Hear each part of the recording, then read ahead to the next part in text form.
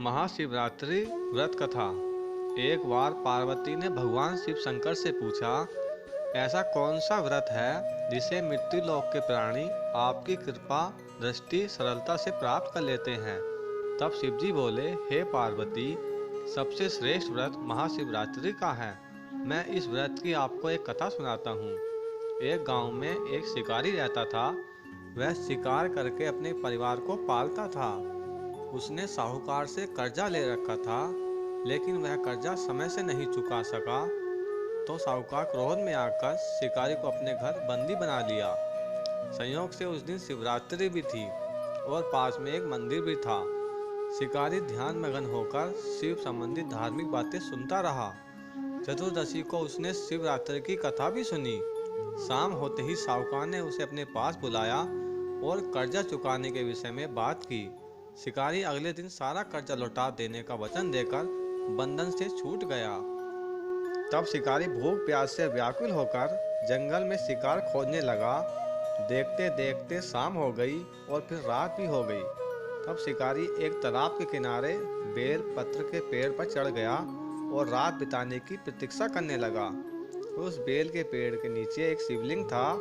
शिकारी अनजाने में बेल पत्र तोड़कर नीचे गिरा रहा था, जो शिवलिंग पर गिर रहे थे। इस प्रकार संयोगवश वह दिन भर भूखा प्यासा रहा, जिससे उसका व्रत हो गया और शिवलिंग पर बेलपत्र गिरने से उसकी शिव आराधना भी हो गई। रात बीतने पर एक हिरनी तालाब किनारे पानी पीने आई। तब शिकारी धनुष बाण से उसका शिकार करने के लिए तैयार हो गया। उस हिरनी ने शिकारी को देख लिया। उसने शिकारी से कहा कि मैं गर्भवती हूँ, तुम एक साथ दो जीवों की हत्या करोगे, जो ठीक नहीं है। हिरनी ने शिकारी को वचन दिया कि वह बच्चे को जन्म देकर उसके पास आ जाएगी, तब वह शिकार कर लेना। इस पर शिकारी ने उसे छोड़ दिया। इस दौरान धनुष नीचे करते समय कुछ बेलपत्र शिवलिंग पर गिर गए, जिससे प्रथम पहर की शिव पूजा पूरी हो गई। कुछ समय बाद एक और हिरनी वहां से जा रही थी। तब शिकारी खुश होकर उसके शिकार के लिए तैयार हो गया। तब हिरनी ने उसे निवेदन किया कि हे शिकारी, मैं थोड़ी देर पहले अपने पति से बिछड़ गई हूँ। मैं अपने पति की खोज में भटक रही हूँ। मैं अपने पति से मिलकर शीघ्र ही तुम्हारे पास आ जाऊंगी, तब तुम मेरा शिकार कर लेना। शिकारी शिकार न कर पाने से चिंतित रह गया। रात्रि का आखिरी पहर बीत रहा था। इस बार भी कुछ बेलपत्र टूटकर शिवलिंग पर गिरे, जिससे दूसरे पैर की भी पूजा उसकी पूरी हो गई। तभी एक दूसरी हिरनी अपने बच्चों के साथ वहां से जा रही थी। तब शिकारी ने उससे शिकार करने का निश्चय कर लिया। तब हिरनी ने उसे कहा, हे शिकारी, मैं इन बच्चों को इनके पिता के पास हवाले करके लौट आऊंगी। इस समय मुझे जाने दो। इस पर शिकारी ने कहा कि मैं मूर्ख नहीं हूँ। इससे पहले अपने दो शिकार मैं छोड़ चुका हूँ। उसका परिवार भूख प्यास से तड़प रहा है। तब हिरनी ने कहा, मेरा विश्वास करो, मैं इन्हें इनके पिता के पास छोड़कर तुरंत लौटने की प्रतिज्ञा करती हूँ। ऐसा करते हुए सुबह हो गई और अनजाने में ही शिकारी की शिवरात्रि की पूजा भी पूरी हो गई। उपवास और रात्रि जागरण भी हो गया। इसी बीच एक हिरनी वहां से जा रहा था। तब शिकारी ने इसका शिकार करने का निश्चय कर लिया।